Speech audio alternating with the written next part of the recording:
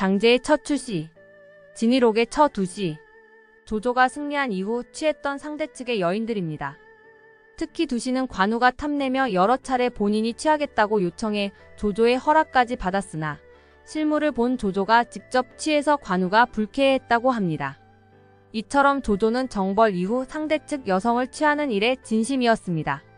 이 외에 조조는 하진의 며느리 윤씨도 전의를 보내며 정성을 다해서 첩으로 들였으며 아들 조비 역시 원소 격파 이후 원소의 며느리 견씨를 취했습니다. 여기에서 궁금한 점은 여포입니다. 여포는 원술의 아들과 혼담이 오갔던 딸이 있었습니다. 조조는 왜 여포의 항복 이후 여포의 딸을 취하지 않았을까요? 여포의 딸은 여포 패망 이후에 어떻게 되었을까요?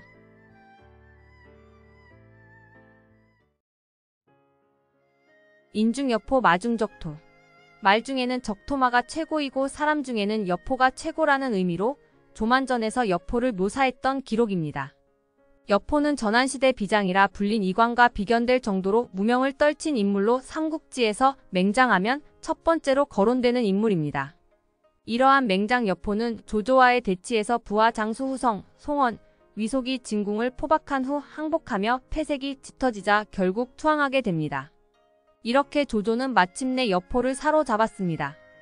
결국 이렇게 사로잡힌 여포는 흔히 알려진 대로 교수형에 처해지기 직전까지도 어떻게든 목숨을 부지하기 위해 조조에게 자신을 받아달라고 간청을 하게 됩니다.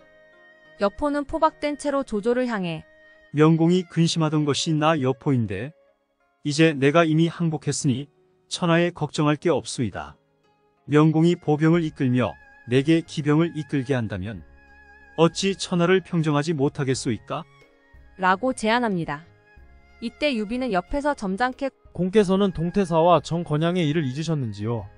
라고 선빵을 치며 여포의 처형을 촉구합니다. 결국 여포는 형장의 이슬로 사라집니다. 여포가 이렇게 패망하면서 여포의 가족들 또한 당연히 조조의 수중으로 떨어졌을 것입니다.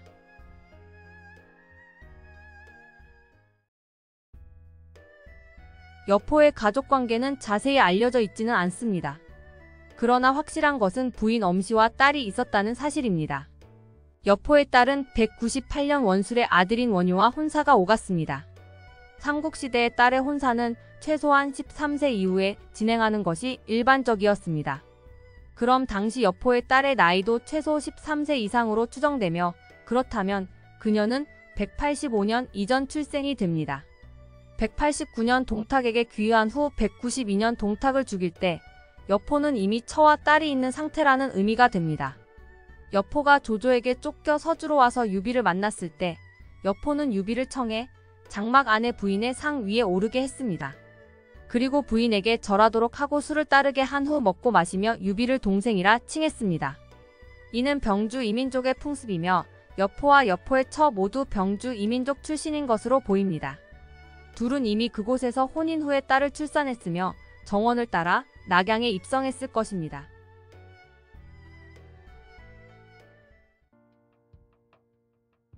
연희에서는 여포가 동탁을 배반하게 된 계기로 왕윤의 잘 짜여진 미인계를 긴박한 상황을 엮어가며 묘사하고 있습니다.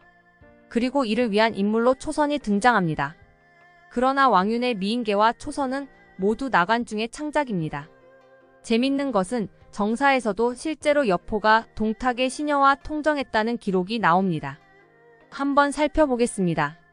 일찍이 여포가 사소하게 뜻을 거스르자 수국을 뽑아 여포에게 던진 일이 있었다. 여포는 용력하고 민첩하여 이를 피하고 동탁에게 사죄하여 동탁의 화 또한 풀렸으나 이로 말미암아 은밀히 동탁을 원망하게 되었다.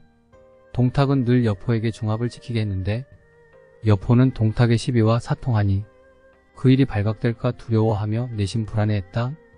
그 이전에 사도 왕유는 여포가 주리 사람으로 장건하다 하여 그를 두텁게 대우했다. 그 뒤 여포는 왕윤을 방문하여 동탁이 자신을 거의 죽일 뻔한 일을 말했다. 이때 왕윤은 복야 사손서와 함께 동탁 주사를 모의하고 있었는데 이로써 여포에게 내응하도록 청했다. 즉 여포가 동탁의 시비와 통정한 일 등으로 동탁을 두려워해 왕윤에게 고민을 털어놓은 일이 있었는데 나간중은 이 사건을 모티브로 초선과 왕윤의 미인계를 꾸민 것으로 보입니다. 어찌됐든 당시 이미 유부남이었던 여포는 동탁의 시비와 사사로이 정을 통하는 정도였습니다. 초선을 되찾기 위해서 동탁을 제거하는 연희의 로맨티스트 이미지와는 사뭇 다릅니다.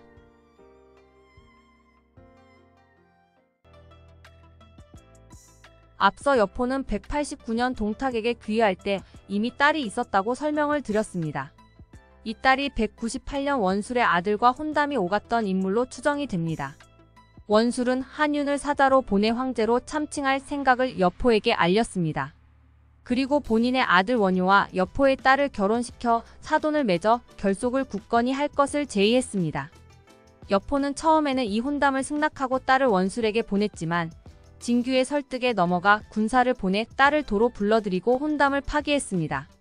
후일 여포가 조조에게 포위되어 위급해지자 허사와 왕해를 보내 원술에게 위급함을 알려 구원을 요청했습니다. 원술은 여포가 혼담을 파기하고 딸을 보내지 않은 일 때문에 원군을 보내지 않으려고 했습니다. 그러나 왕해와 허사가 여포가 무너지면 원술 역시 무너지게 될 것이라고 설득해서 결국 원술은 원군을 보내게 됩니다. 여포는 자신이 딸을 보내지 않은 일로 원술이 구원하지 않을까 두려워했습니다. 그래서 비단으로 딸의 몸을 얽어말 위에 묶은 뒤 밤중에 친히 딸을 데리고 나가 원술에게 보내려 했는데 태조의 군사들과 조우에 그들이 활을 쏘며 가로막아 통과할 수 없자 다시 성으로 돌아왔습니다. 이렇게 여포의 딸은 여포가 정략 결혼의 희생양으로 써먹으려 했으나 상황이 여의치 않아서 원술에게 보낼 수가 없었습니다. 따라서 여포의 딸은 여포 패망 시 여포와 함께 있게 됩니다. 친모가 누구인지에 대한 기록은 없으나 정황상 본처 엄씨의 소생으로 추정됩니다.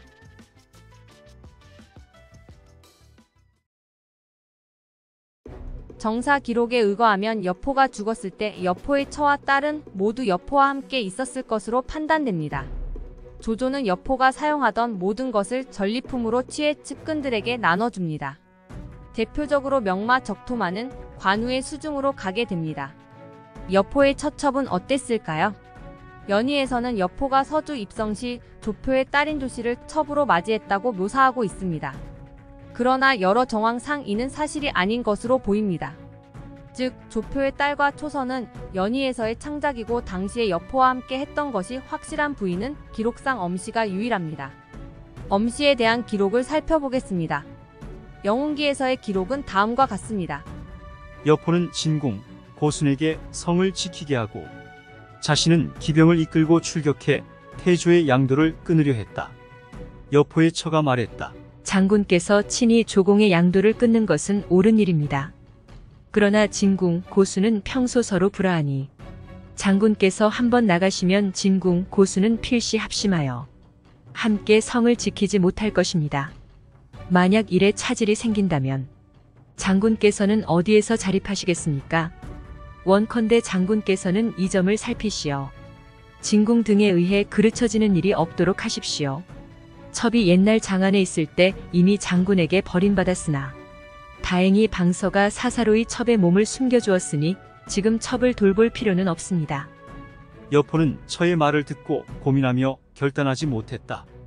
과거 이각, 곽사의 난 때 여포는 가족들을 버리고 도주한 적이 있었습니다. 그 일을 거론하고 있습니다. 위시춘추의 기록은 다음과 같습니다. 지난날 조씨는 공대를 어린아이처럼 귀하게 대했는데도 오히려 그를 버리고 우리에게로 왔습니다. 지금 장군이 공대를 대우함이 조공보다 더 후하지 않은데 성 전부를 그에게 맡긴 채 처자를 버리고 외로운 군으로 멀리 나가려 하십니다. 만약 하루아침에 변고가 생긴다면 첩이 어찌 장군의 처로 남을 수 있겠습니까? 이에 여포가 그만두었다. 영웅기나 위시춘추 모두 엄씨는 여포가 출격한다면 성을 지키기 어려울 것이라고 말하며 여포의 출격을 막습니다. 그리고 영웅기에서는 내가 전에 그러면서 홀로 도망치지 않았냐고 넌지시 책망하고 있으며 위시춘추에서는 내가 출격 후 성이 함락되면 나는 누군가의 측실로 들어갈 것이라고 은근히 협박하고 있습니다. 즉 당시의 엄씨는 여포의 패망 시 본인이 전리품이 될 것임을 너무나 잘 알고 있었습니다. 이는 여포의 딸도 마찬가지입니다.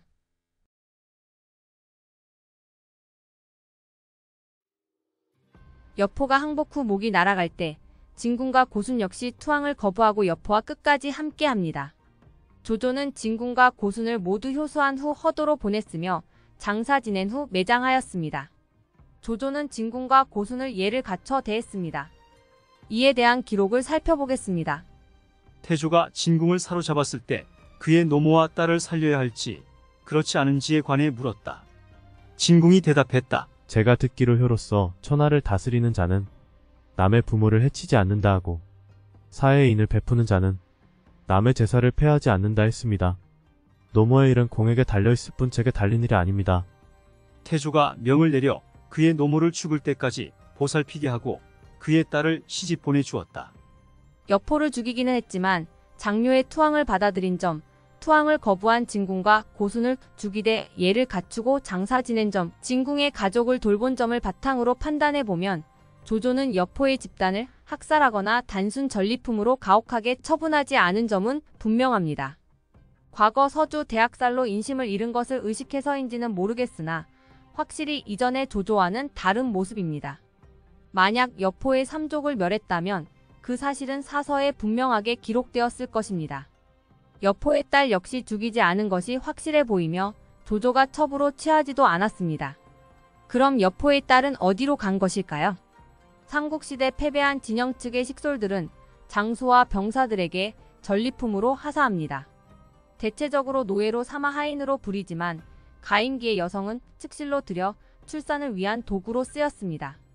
전란으로 노동력이 부족한 시대였기 때문에 오황제 송건은 가임기의 여성 수급을 위해서 타이 왕과 하이난 섬으로 원정을 떠난 일도 있었습니다. 이렇게 당시의 일반적인 상황으로 살펴보면 여포의 딸은 아마도 조조군의 누군가에게 측실로 하사되었을 것입니다.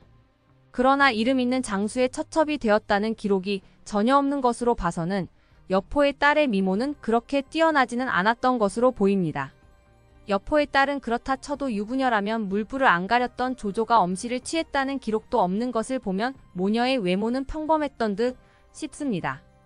연희에서는 여포 사후 엄씨, 초선, 여포의 딸 등 여포의 가족들이 허창으로 옮겨졌다고 기록되어 있습니다. 그러나 여포가 죽은 이후 여포의 처자식이 어떻게 되었는지 남아있는 정사의 기록은 전무합니다. 여포의 딸은 여포 사후에 과연 평범한 인생을 살 수 있었을까요? 전쟁통의 난세에 기구한 운명을 살아갔을 패장의 딸에 관한 이야기였습니다. 재밌게 보셨으면 구독과 좋아요 부탁드려요. 더 좋은 영상으로 찾아뵙겠습니다.